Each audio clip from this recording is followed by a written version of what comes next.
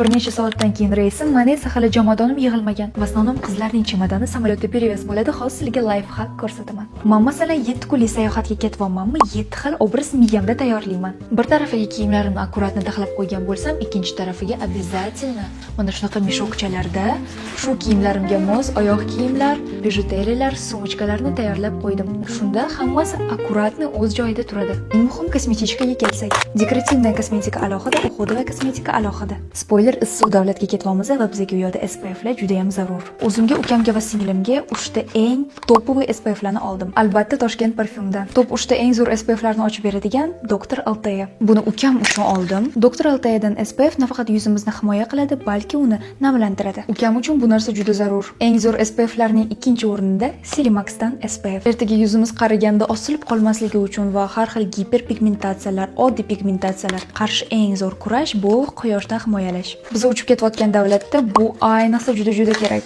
Buni singlim uchun xarid qildim. Silimaxdan SPF aynan quruq yuzlar uchun to'g'ri keladi.